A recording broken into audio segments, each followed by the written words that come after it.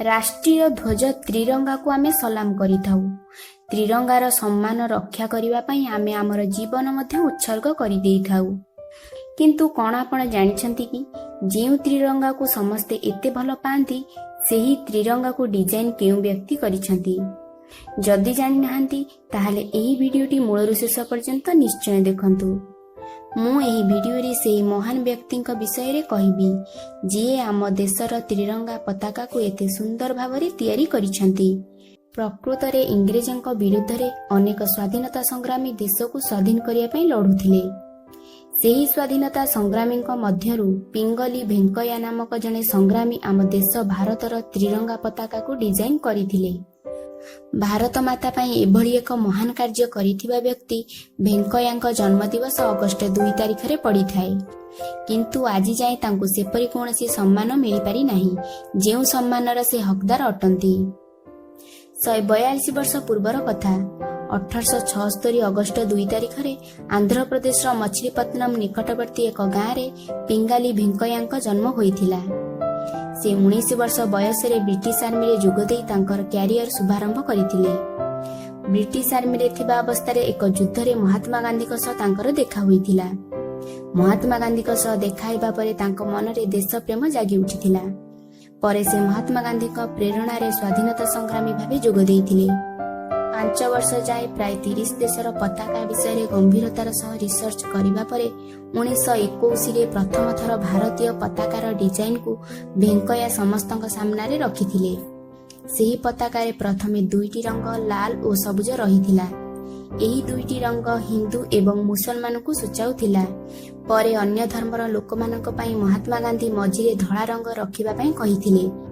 परे एही पताका रे थिबा लाल रंग को बदलाई नारंगी रंग करि दिया गला और त्रिरंगा मझिरे दिया जाइतिबा चरखा चित्र को संशोधन करा जाई अशोक स्तंभर चक्र को रखागला एवं 1947 मसीहा जुलाई 22 तारिख रे संविधान एहाकु राष्ट्रीय ध्वजर अधिकार देइथिला।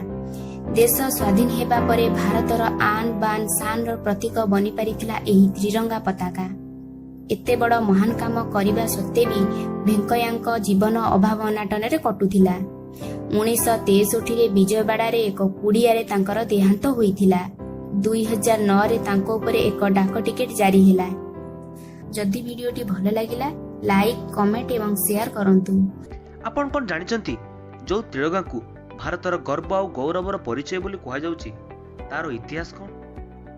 जो त्रिरंगा को नहीं प्रत्येक भारतीय गर्व करंती ता केबे वो काहेकि बना जाइतिला और तार डिजाइन सर्वप्रथमे किए देइतिले और त्रिरंगा रे व्यवहार होइतिबा तीनोटी रंगर विशेषता कोन? जदि जानि नाहंती चिंता करंतु नै कारण एई वीडियो रे मु एई सब संबंध रे बहुत किछि तथ्य आलोचना करिवि। आसंतु वीडियोटी को बिना स्किप करी पूरा देखंतु बहुत किछि तथ्य जानिया पई पाइबे। आसंतु वीडियोटी को स्टार्ट करिबा। 1904 मसिया रे बेंगल विभाजन विरोध रे कलिकतार कांग्रेस अधिवेशन रे प्रथम जातीय पताका को उत्तोलन करा जायथिला। याको निर्माण करथिले स्वामी विवेकानंदकर शिष्या जहां नाम थिला भागिनी निवेदिता। एही पताका रे प्रथमे तीनोटी समांतराल पट्टी व्यवहार करा जायथिला आ यह तीनोटी रंगर थिला जाकि सबुज नाली और मझिरे हलदिया रंग थिला। ऊपर सबुज पट्टी रे 8टी अधा फुटिथिबा पद्म फूल और तले थिबा नाली पट्टी रे गोटे सूर्य और गोटे चंद्रर चित्र रहिथिला। आ मझिरे थिबा हलदिया पट्टी रे हिंदी रे वंदे मातरम बोली लेखा जाइथिला।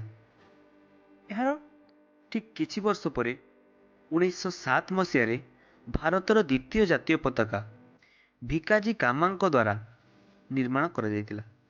जेतेबेले आंतर्जातिक स्तर रे आम भारतर स्वाधीनता को उठा जाइथिला सेतेबेले भिकाजी कामा और तांकर सहयोगी केतेक क्रांतिकारी द्वारा प्यारिस ठारे उत्तोलन करा जाइथिला। किंतु केबे प्यारिस रे एही पताका उत्तोलन करा जाइथिला एहाकु नै लोकमानक मध्य रे विभिन्न मत रहिछि। केतेकଙ୍କ मतरे ଏହା 1905 मसिहारे करा जाइथिला तो आउ केतेकଙ୍କ मतरे 1906 मसिहारे करा जाइथिला। एही पताकाटी प्रायतः प्रथम पताका भଳି रहिथिला किंतु एथिरे सबुठारु उपरे कमला रंगर पट्टी उपरे 7टी तारार चित्र करा जाइथिला जहाकी भारतीय पौराणिक सप्तऋषि को दर्शाउथिला। ତଳ ସବୁଜ ପଟିରେ ଗୋଟିଏ ସୂର୍ଯ୍ୟ ଓ ଗୋଟିଏ ଅର୍ଦ୍ଧଚନ୍ଦ୍ର ଉପରେ ଏକ ତାରାର ଚିତ୍ର କରାଯାଇଥିଲା। ଏହି ପତାକାଟି କେବଳ ପ୍ୟାରିସରେ ନୁହେଁ, ବର୍ଲିନର ସମାଜବାଦୀ ସମ୍ମିଳନୀରେ ମଧ୍ୟ ପ୍ରଦର୍ଶନ କରାଯାଇଥିଲା। ପୁଣି କିଛି ବର୍ଷ ପରେ 1917 ମସିହାରେ ଭାରତକୁ ତାର ତୃତୀୟ ପତାକା ମିଳିଯାଇଥିଲା। ଏଥିରେ କେବଳ 2ଟି ରଙ୍ଗର ବ୍ୟବହାର କରାଯାଇଥିଲା ଓ ବାମ ପଟ ଉପର କୋଣରେ ଇଂରେଜମାନଙ୍କର ୟୁନିୟନ ଜ୍ୟାକ୍ର ମଧ୍ୟ ଚିହ୍ନ ଥିଲା। ଏହାକୁ ଡକ୍ଟର ଏନି ବେସାନ୍ତ ଓ ବାଲ ଗଙ୍ଗାଧର ତିଲକ ଘରୋଇ ଶାସନ ଆନ୍ଦୋଳନରେ ଉତ୍ତୋଳନ କରିଥିଲେ। ଏହାର ଠିକ୍ 4 ବର୍ଷ ପରେ 1921 ମସିହାରେ ଆନ୍ଧ୍ରପ୍ରଦେଶର ବିଜୟୱାଡାର ଜଣେ ଯୁବକ, ଯାହାଙ୍କ ନାମ ଥିଲା ପିଙ୍ଗଲି ଭେଙ୍କାୟା, ସେ ଏକ ପତାକାର ନିର୍ମାଣ କରି ତାହାକୁ ଗାନ୍ଧିଜୀଙ୍କୁ ସମର୍ପଣ କରିଥିଲେ। ଏହି ପତାକାର ବିଶେଷତ୍ୱ ଥିଲା ଯେ 2ଟି ରଙ୍ଗ ଲାଲ ଓ ସବୁଜର ବ୍ୟବହାର ହୋଇଥିଲା, ଯାହାକି ହିନ୍ଦୁ ଓ ମୁସଲମାନ ମାନଙ୍କର ଧର୍ମକୁ ରିପ୍ରେଜେଣ୍ଟ କରୁଥିଲା। କିନ୍ତୁ ଗାନ୍ଧିଜୀକୁ ଏହି ପତାକାରେ କିଛିଟା କମିର ନଜର ଆସିଥିଲା, କାହିଁକି ନା ସେ ଭାବୁଥିଲେ ଏହି ପତାକାଟିରେ କେବଳ ହିନ୍ଦୁ ଏବଂ ମୁସଲମାନ ଧର୍ମର ବ୍ୟାଖ୍ୟା କରାଯାଇଛି, ଅନ୍ୟ ଧର୍ମର କିଛି ଗୁରୁତ୍ୱ ଏଥିରେ ରହୁନାହିଁ। ତେଣୁକରି ସେ ଚାହୁଁଥିଲେ ଏଥିରେ ଅନ୍ୟ ଏକ ରଙ୍ଗର ପଟିକୁ ସଂଯୋଗ କରିବା ପାଇଁ। ଏହାର ଠିକ୍ 10 ବର୍ଷ ପରେ 1931 ମସିହାରେ ଆଉ ଏକ ପତାକା ଭାରତକୁ ମିଳିଗଲା। ଏହି ପତାକାର ଉପରେ କମଳା ରଙ୍ଗ, ମଝିରେ ଧଳା ଓ ତଳେ ସବୁଜ ରଙ୍ଗ ଥିଲା। ଧଳା ରଙ୍ଗର ପଟି ମଝିରେ ଏକ ଅରଟର ଚିହ୍ନ ରହିଥିଲା। ଏହି ପତାକାର ବିଶେଷତା କହିବାକୁ ଯାଇ ଗାନ୍ଧିଜୀ କହିଥିଲେ, ଉପରେ ଥିବା କମଳା ରଙ୍ଗ ବଳିଦାନର ପ୍ରତୀକ, ମଝିରେ ଥିବା ଧଳା ରଙ୍ଗ ପବିତ୍ରତାର ପ୍ରତୀକ ଆଉ ତଳେ ଥିବା ସବୁଜ ରଙ୍ଗ ଆଶାର ପ୍ରତୀକ। ଏହି ବର୍ଷଟି ସମସ୍ତଙ୍କ ପାଇଁ ସ୍ମରଣୀୟ ହୋଇ ରହିଯାଇଥିଲା, କାରଣ ଏହି ବର୍ଷ ଏହି ପତାକାକୁ ଭାରତୀୟ ଜାତୀୟ କଂଗ୍ରେସର ଅଫିସିଆଲ ପତାକା ଭାବରେ ଘୋଷଣା କରାଯାଇଥିଲା। ଏହାର ପରେ ପରେ 22 ଜୁଲାଇ 1947 ମସିହାରେ ହୋଇଥିବା ସମ୍ବିଧାନ ସଭାରେ ବଦ୍ରୁଦ୍ଦିନ ତାୟେବଜୀଙ୍କ ଦ୍ୱାରା ଆଉ ଏକ ଜାତୀୟ ପତାକାର ଡିଜାଇନ ଦିଆଯାଇଥିଲା, ଯେଉଁଥିରେ କି ଅରଟ ବଦଳରେ ଅଶୋକ ଚକ୍ର ରହିଥିଲା ଆଉ ସେଥିରେ 24ଟି ଅର ଥିଲା। ଆଉ ଏହି ପତାକାଟି ସମସ୍ତଙ୍କ ଦ୍ୱାରା ମଧ୍ୟ ଆଦୃତ ହୋଇଥିଲା। ପରେ ପରେ ଭାରତର ସ୍ୱାଧୀନତାରେ 1947 ମସିହା ଅଗଷ୍ଟ ମାସ 15 ତାରିଖରେ ଭାରତର ଜାତୀୟ ପତାକା ଭାବେ ଏହି ପତାକାକୁ ହିଁ ଉତ୍ତୋଳନ କରାଯାଇଥିଲା।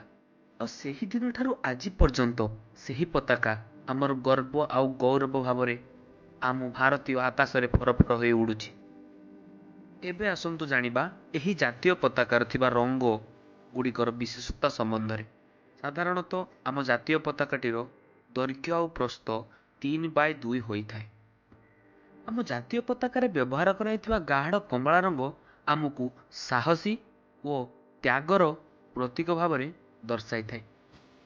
ମଝିରେ ଥିବା ଧଳା ରଙ୍ଗ ଶାନ୍ତି ଓ ସତ୍ୟର ପ୍ରତୀକ ହୋଇଥାଏ। ତଳେ ଥିବା ସବୁଜ ରଙ୍ଗ ବିଶ୍ୱାସ ଓ ବୀରତ୍ୱର ପ୍ରତୀକ ଆଉ ଧଳା ରଙ୍ଗ ମଝିରେ ଥିବା ଗାଢ଼ ନୀଳ ରଙ୍ଗର ଅଶୋକ ଚକ୍ର ଆମ ଭାରତର ପ୍ରଗତିର ପ୍ରତୀକ ହୋଇଥାଏ। आशा करुच्ची वीडियोटी आपको भल लगी। जदि भल लगी कमेंट जय हिंद निश्चय लिखंतु। तिरंगा भारत का पहला झंडा था ही नहीं। हाँ, तिरंगे से पहले कई झंडे थे भारत के, और जो पहला झंडा था वो किसी भारतीय ने नहीं बनाया था। हैरानी की बात अब है, उस पहले झंडे से तिरंगे तक पहुंचने में भारत को लगे 43 इयर्स। स्वागत है आपका तिरंगे की कहानी में, जिसमें छिपी है एक और कहानी, भारत की पहचान की। 1904 में भारत कोई देश नहीं था, वो ब्रिटिश इंडियन एम्पायर था। देसी भाषा में हम अंग्रेजों के गुलाम थे। हर गवर्नमेंट बिल्डिंग पर यूनियन जैक लहराता था। School, army, railway station, court, government offices, हर जगह यूनियन जैक, जिसका सिंपल एक मैसेज था, this land belongs to the British empire. वहीं इसी टाइम पर इंडिया में नेशनलिज्म बढ़ रहा था। 1885 में इंडियन नेशनल कांग्रेस एस्टेब्लिश हो चुकी थी और एजुकेटेड इंडियंस अब राइट्स की बात करने लगे थे। लेकिन एक बहुत बड़ी प्रॉब्लम थी कि पूरा भारत स्कैटर्ड था, सब कुछ अलग अलग था। अलग भाषा, अलग राजा, अलग कपड़े, अलग परंपरा। इस सब में एक चीज की कमी थी, एक कॉमन आइडेंटिटी। और ऐसे में एंट्री होती है सिस्टर निवेदिता की। और ये इनका असली नाम नहीं था, ये नाम इन्हें दिया था स्वामी विवेकानंदा ने। सिस्टर निवेदिता का असली नाम था मार्गरेट एलिजाबेथ नोबेल। वो आयरलैंड में पैदा हुई थी और 1895 में उनकी मुलाकात हुई थी स्वामी विवेकानंदा से लंदन में। वहां वो स्वामी विवेकानंदा से मिलके उनसे बहुत ज्यादा इंस्पायर हो गई थी। स्वामी विवेकानंदा ने उनसे कहा था, India needs education, India needs service. तो सिस्टर निवेदिता सब कुछ छोड़ छाड़ के इंडिया आ गई थी और अपनी पूरी लाइफ इंडिया को डेडिकेट करती थी। तो उन्होंने सोचा भारत का अपना एक सिंबल होना चाहिए जो रिप्रेजेंट करे कि ये भारत है। तो 1904 में उन्होंने एक फ्लैग डिजाइन करा, एक प्रोटोटाइप बनाया जो कुछ ऐसा दिखता था। लाल रंग बलिदान और शक्ति का सिंबलिज्म था और बीच में था वज्र। ये रिप्रेजेंट करता है एक अटल संकल्प और शक्ति जो कभी टूट नहीं सकती।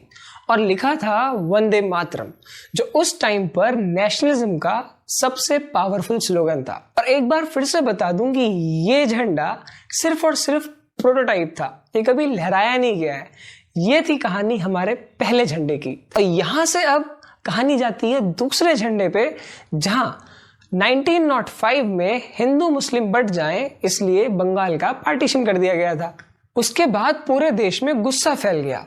स्वदेशी मूवमेंट शुरू हुआ जो बंगाल से निकलकर मद्रास, बॉम्बे, पंजाब, उत्तर भारत तक पहुंचने लगा।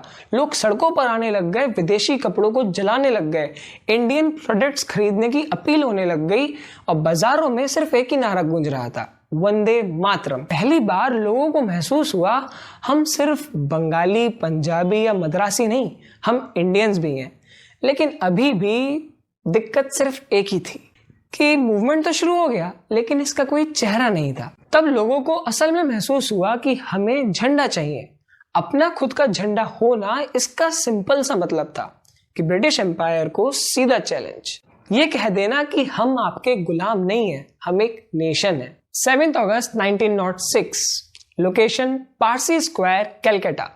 हजारों लोगों की भीड़ जमा थी, ब्रिटिश पुलिस भी नजर रखे हुए थी।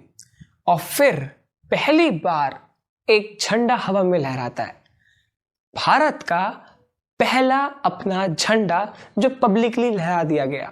और ये आज के तिरंगे से एकदम अलग था। 3 हॉरिजॉन्टल स्ट्रिप्स, ऊपर हरा, जिस पर बने थे 8 कमल के फूल। क्यों? उस टाइम के ब्रिटिश के 8 मेजर प्रोविंसेस को सिंबलाइज करने के लिए। यानी पहली बार झंडा कह रहा था कि हम अलग अलग प्रोविंसेस नहीं हैं, हम एक भारत हैं। बीच में पीला जिस पे लिखा है वंदे मातरम और नीचे लाल, एक तरफ सूरज दूसरी तरफ चांद। लेकिन ये झंडा भी नेशनल फ्लैग नहीं बना क्योंकि ये सिर्फ एक इस पर्टिकुलर मूवमेंट का सिंबोलिज्म था। पूरे भारत ने इसको एक्सेप्ट नहीं करा था। और यहां से अब हम पहुंचते हैं अपने तीसरे झंडे की तरफ। 1907 तक भारत में स्वदेशी मूवमेंट जोर पकड़ चुका था। ब्रिटिश गवर्नमेंट प्रोटेस्ट को दबा रही थी, लीडर्स को जेल भेजा जा रहा था, न्यूज़पेपर पे सेंसरशिप लगाई जा रही थी। तो अगर भारत की आवाज भारत में ही दबाई जा रही है तो भारत की आवाज दुनिया तक कौन पहुंचाता? ऐसे में एंट्री होती है मैडम भिकाजी कामा की। उनका मानना था कि अगर दुनिया को नहीं पता चलेगा कि भारत आजादी चाहता है तो ब्रिटिश पर प्रेशर कैसे बनेगा। स्टटगर्ट, जर्मनी, 1907 एक बहुत बड़ी ग्लोबल पॉलिटिकल कॉन्फ्रेंस हो रही थी वहां पे, जहां दुनिया के बड़े बड़े लीडर्स आए हुए थे। मैडम भिकाजी कामा भी वहां पहुंची और उन्होंने अपने बैग से एक झंडा निकाला और फलहरा दिया सबके सामने और कह दिया, behold the flag of Indian independence. देखिए, ये भारत की आजादी का झंडा है।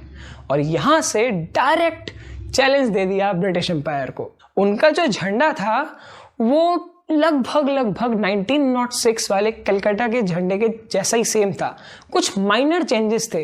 तो इसलिए इस झंडे को modified form of 1906 Calcutta flag बोला गया।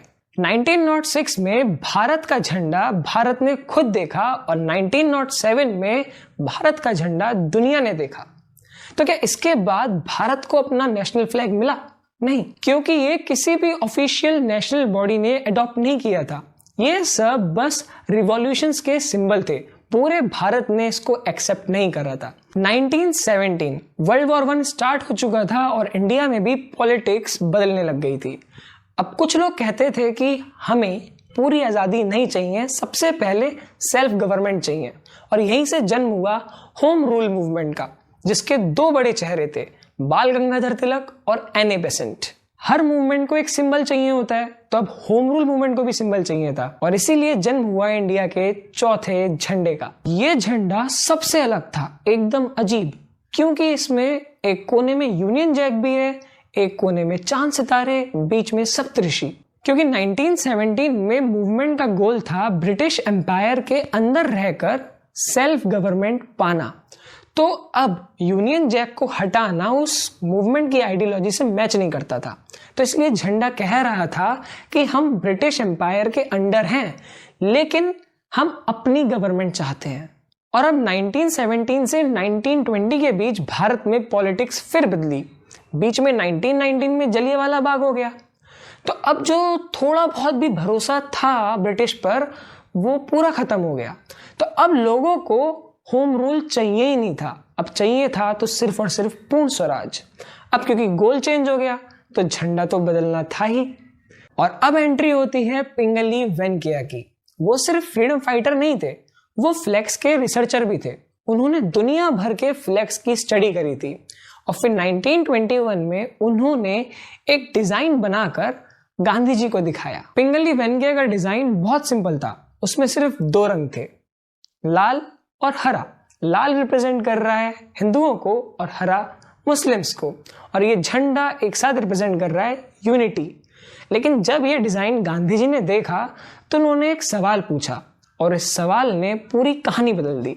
उन्होंने पूछा, लेकिन बाकी भारत का क्या? अगर झंडा सिर्फ दो कम्युनिटीज को रिप्रेजेंट करेगा तो Christian, Sikh, Jainism, Buddhism, Parsis और वो लोग जो खुद को भारतीय मानते हैं, उनका क्या? ऐसे जन्म हुआ व्हाइट स्ट्रिप का। गांधी जी ने उस समय व्हाइट स्ट्रिप को रिमेनिंग कम्युनिटीज और शांति का सिंबलिज्म बताया, और गांधी जी ने ही बीच में चरखा जोड़ने को भी बोला। चरखा रिवॉल्यूशन था, जिसका सिंपल सा मतलब था अपना बनाओ, अपना पहनो, अपने पैरों पर खड़े हो, और इससे स्वदेशी मूवमेंट और स्ट्रांग हो गया। तो 1921 में ये डिजाइन फाइनलाइज हो गया हमारे झंडे का।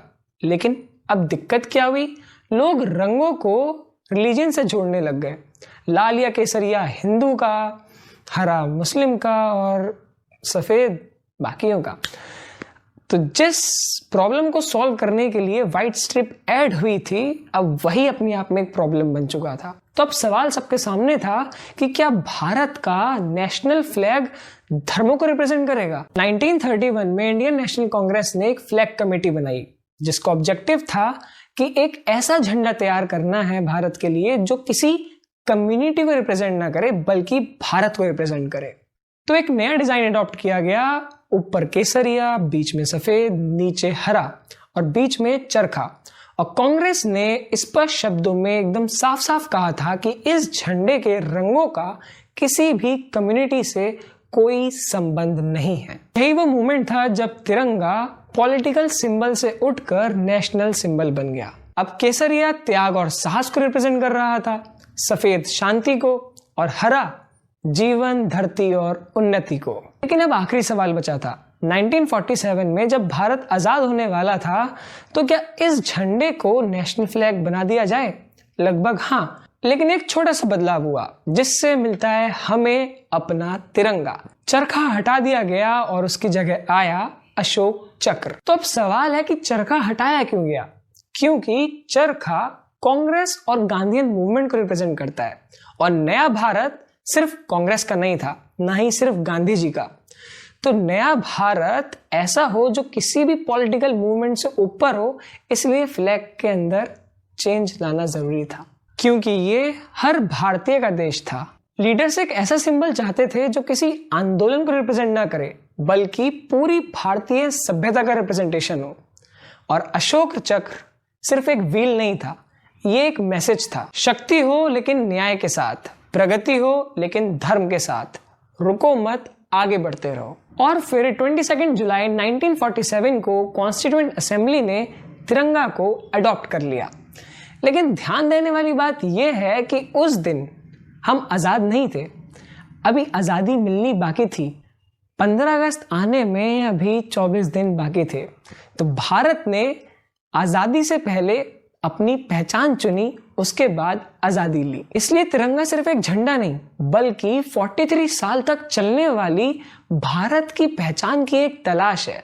और शायद इसीलिए जब तिरंगा लहराता है तो हवा कपड़े को नहीं बल्कि पूरे इतिहास को छूकर गुजरती है। ये थी कहानी हमारे तिरंगे की, जिसमें छिपी थी हमारी अपनी पहचान की भी कहानी। जय हिंद।